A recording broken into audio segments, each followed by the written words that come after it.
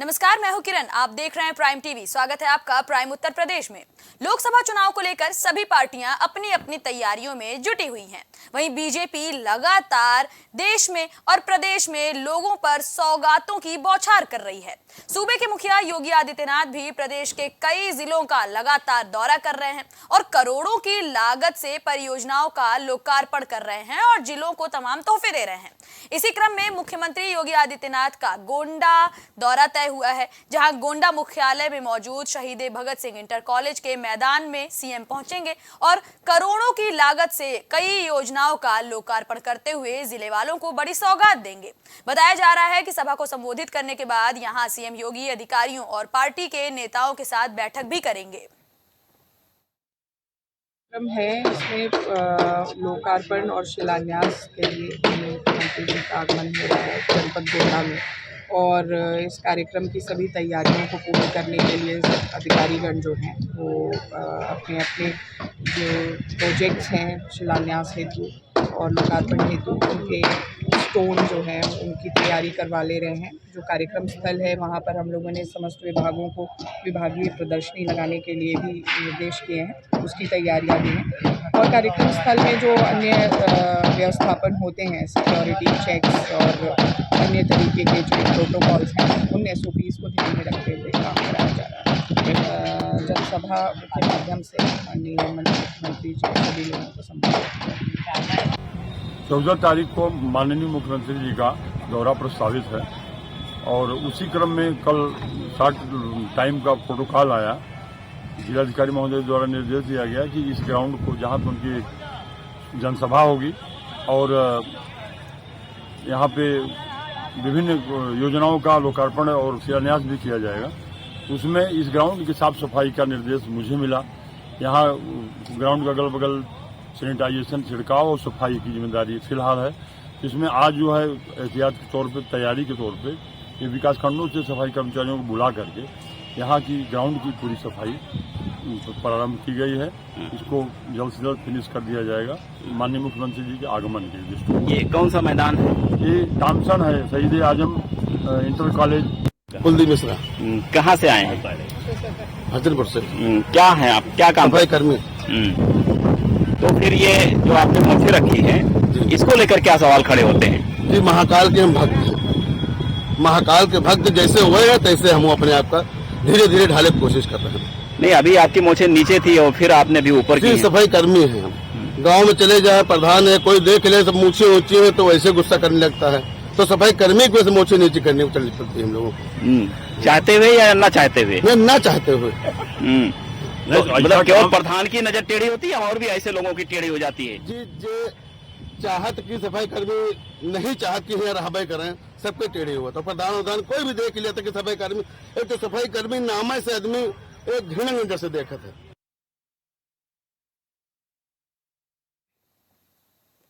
एक तरफ चुनावी बयार चल रही है तो दूसरी तरफ पार्टियों में उथल पुथल मची है। दल बदलना मानो आम बात हो गई है। वहीं आज कांग्रेस के कद्दावर नेता अजय कपूर बीजेपी में शामिल हो गए। इस खबर के सामने आने के बाद से सभी हैरत में हैं। आपको बता दें, अजय कपूर कांग्रेस के राष्ट्रीय सचिव थे। कांग्रेस ने उन्हें बिहार के सह प्रभारी की जिम्मेदारी भी दी थी। माना जा रहा है कि कानपुर से विधायक रह चुके अजय कपूर को अब बीजेपी कानपुर सीट से लोकसभा चुनाव में उतार सकती है। औरैया में लोकसभा चुनाव को लेकर इस समय घमासान मचा हुआ है, जहां सपा के अखिलेश यादव, बीएसपी और कांग्रेस पर कन्नौज सांसद सुब्रत पाठक ने निशाना साधा है। अखिलेश यादव पर तंज कसते हुए सांसद ने कहा कि जिनके राज में राम भक्तों पर गोलियां चली, जिनके राज में गुंडागर्दी हुई, वो अब CAA कानून को गलत बता रहे हैं। देखो, अखिलेश यादव उस चीज़ को समझ ही नहीं सकते कि जो लोग केवल एक विशेष वोट के लिए राम भक्तों के ऊपर गोलियां चलवा देते हैं और जिनके राज्य में दंगे होते हैं और विशेष संप्रदाय के माफियाओं को बढ़ावा दिया जाता है, तो वो इस बात को कभी समझ नहीं सकते। उनको पीड़ा समझ में नहीं आएगी। पाकिस्तान में रह गए अल्पसंख्यक, अफगानिस्तान, बांग्लादेश में रह गए अल्पसंख्यक जो हिंदू हैं, सिख हैं, बौद्ध हैं, ईसाई हैं, इन लोगों को किस प्रकार के जो वहाँ के ऊपर दिक्कतों का सामना करना पड़ रहा है। इनकी 14-14, 15-15 साल की बेटियों को उठा लिया जाता है। अखिलेश जी को पीड़ा कभी समझ में नहीं आएगी कि वहाँ के ऊपर 27% हिंदू आबादी जो थी या अल्पसंख्यक आबादी जो थी आज़ादी के समय पर पाकिस्तान में, आज वहाँ पर उसको 1-2% कैसे रह गई, क्या कारण है? इनको ये चीज़ें कभी समझ में नहीं आएंगी कि वहाँ पीड़ा क्या होती है जब आदमी के धर्म के साथ साथ मर्यादा भी जब सुरक्षित नहीं रहती है, उसकी बहु बेटियों के ऊपर जब आक्रमण होते हैं तो किस प्रकार का कष्ट सहता है जब वो कुछ कर नहीं सकता। तो इन चीज़ों की पीड़ा कभी अखिलेश को समझ में नहीं आती, क्योंकि ये सिर्फ वोट की राजनीति करना जानते हैं। बलरामपुर में चीनी उद्योग और गन्ना विकास विभाग मंत्री लक्ष्मी नारायण चौधरी पहुंचे, जहां गन्ना विकास कार्यालय का मंत्री ने भूमि पूजन किया। वहीं अपने संबोधन में मंत्री ने सभी गन्ना विभाग के अधिकारियों और कर्मचारियों के काम की सराहना की। साथ ही उन्होंने किसानों को सरकार की सभी योजनाओं की जानकारी देते हुए कहा कि किसानों के गन्ने के फसलों के तौल भुगतान समय से ही अब किए जाएंगे।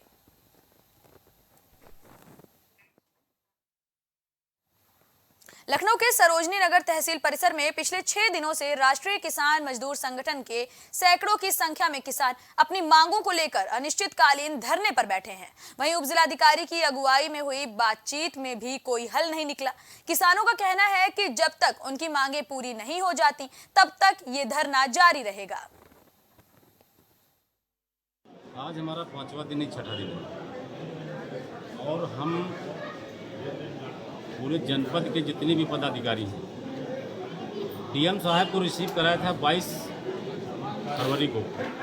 एक ज्ञापन था खटोला से संबंधित, एक दादा की ज़मीन थी, 18 बिस्वा लिखाया और लिखा लिया उसने 2.5 बीघा, मात्र 25 लाख रुपया दिया। तमाम प्रकार की प्रार्थना पत्र दी गई, हमारे पदाधिकारी ने भी दिया, दादा ने भी दिया, लेकिन कोई निचोड़ नहीं निकला। इसके साथ में एक 16 सूत्री मांग पत्र और भी दिया, लेकिन एसडीएम महोदय बात तो अच्छी करती हैं लेकिन काम नहीं कर पाती। अधिकारियों से यही वार्ता हुई है कि सारे जो हमारे 9 सूत्री मांगे हैं, पहली मुद्दा तो हमारा किसान दादा का है जो 18 बिस्वा ज़मीन बेची है और 2.5 बीघे ज़मीन जो इनकी अलग से लिखा ली। वही विषय में मैंने मैडम से कहा कि आप अगर रजिस्ट्रार मैडम को बुला नहीं सकते तो आप कम से कम बात कर लीजिए कि इन्होंने 18 बिस्वा ज़मीन बेची और 2.5 बीघा कैसे लिख गई।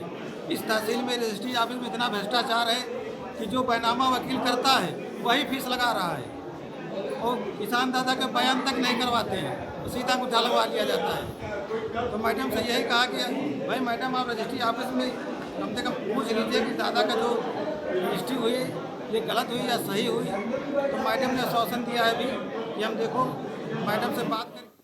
बलरामपुर नगर पालिका में साफ सफाई की व्यवस्था और ज्यादा मजबूत कर दी गई है।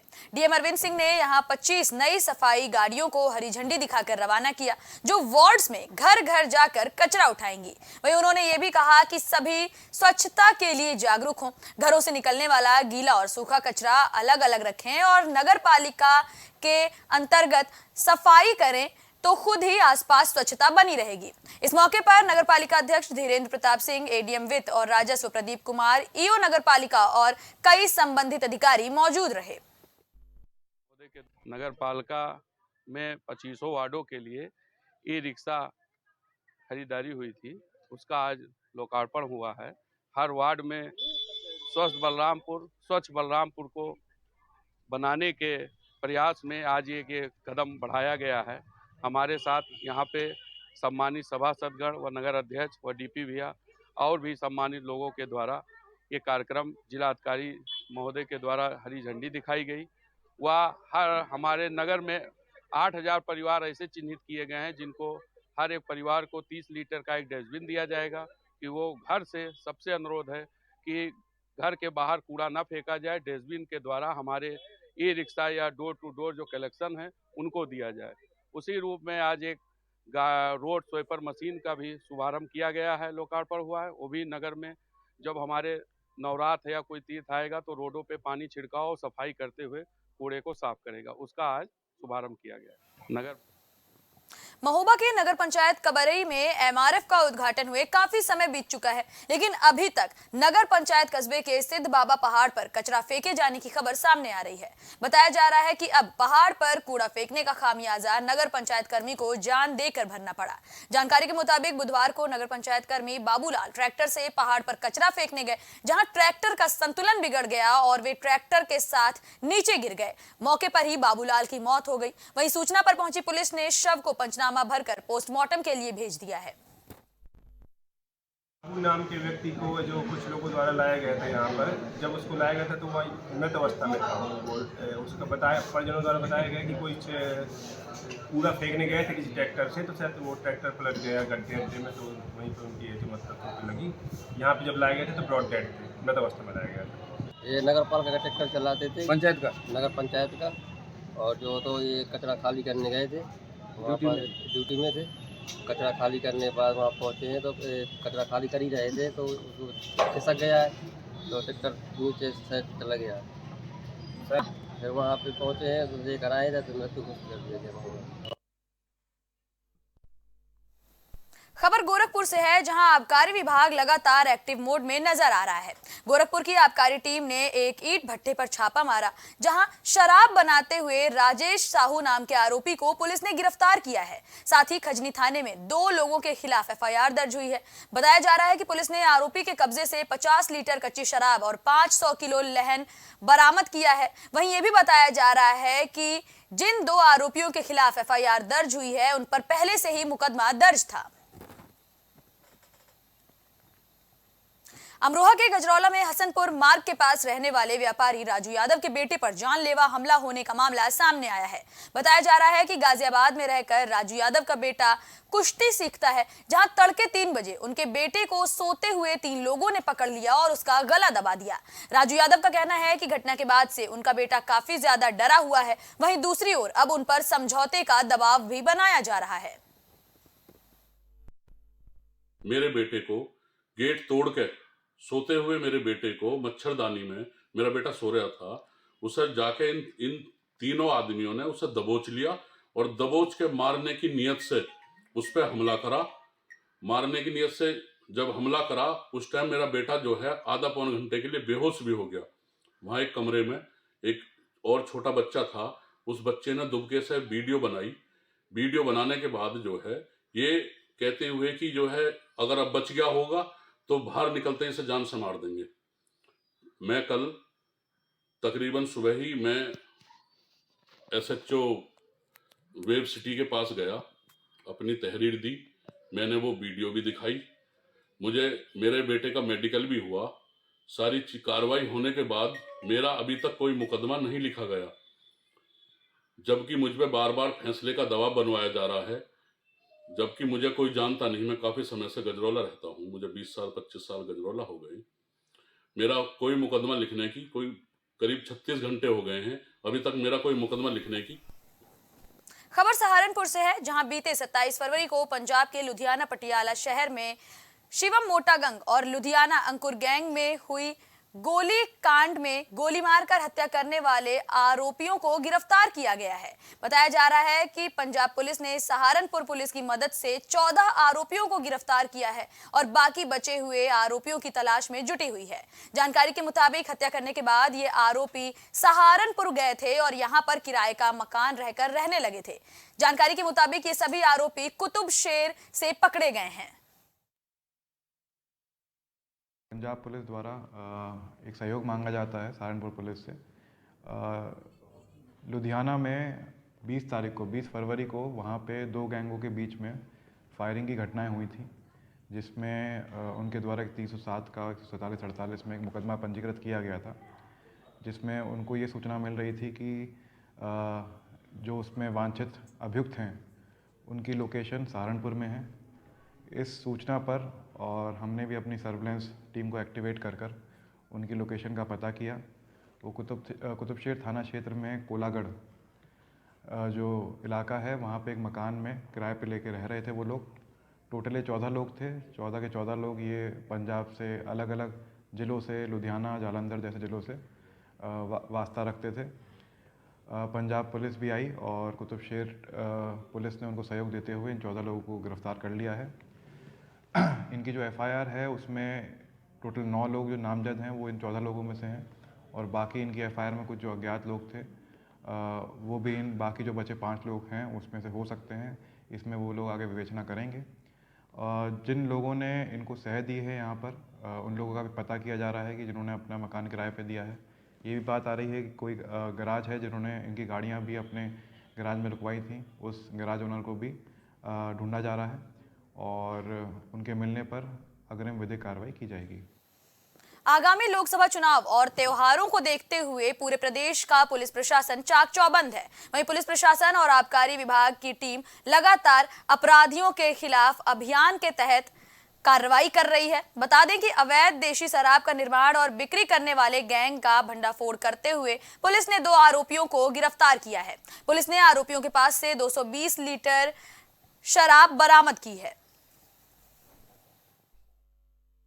आगामी लोकसभा चुनाव और आने वाला होली का त्यौहार, इन सभी के दृष्टिगत लगातार हम लोग अपमिश्रित शराब में जो लोग इसमें डील करते हैं उनके खिलाफ हम लोगों ने टीमों को लगा रखा था और इसी क्रम में आज थाना कछवा की पुलिस को बड़ी सफलता मिली है, जिसमें कि हम लोगों ने एक बड़े गैंग का जो कि पानी और स्पिरिट मिलाकर जो हमारे देशी शराब के ठेके हैं उनमें से बोतलों को निकालकर उसके बाद उन पर नकली बारकोड और रैपर इत्यादि लगाकर उनमें स्पिरिट मिलाकर उसको बेचते थे। और ये इसमें 2 व्यक्ति जो हैं वो अरविंद गुप्ता है और प्रतीक पांडे, ये दोनों लोग इसमें इन्वॉल्व थे जिनको हम लोगों ने पकड़ा है। फिलहाल प्राइम उत्तर प्रदेश में इतना ही। देश दुनिया से जुड़ी तमाम खबरों के लिए देखते रहिए प्राइम टीवी।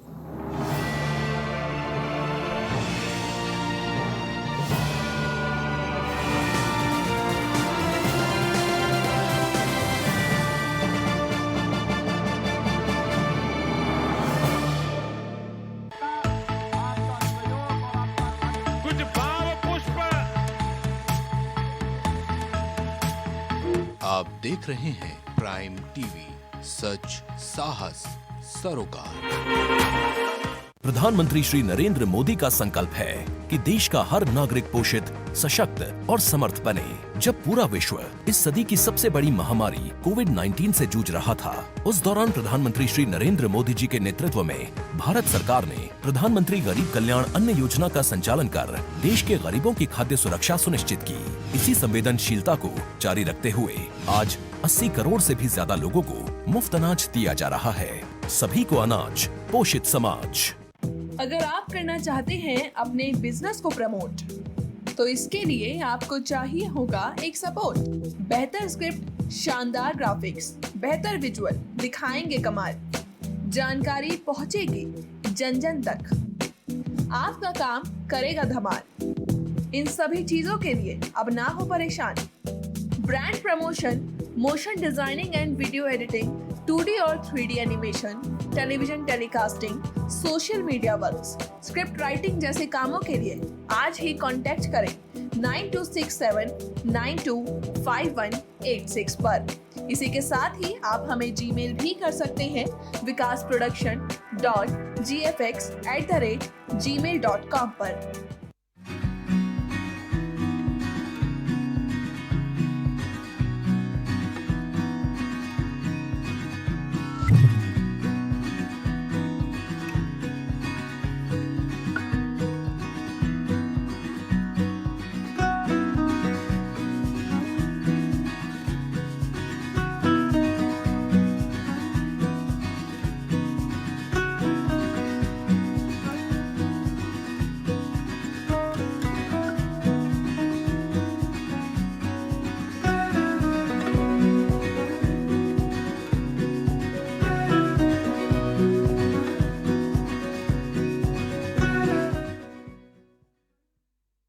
क्रिप्टो, गोल्ड और निधि बैंक के नाम पर लूट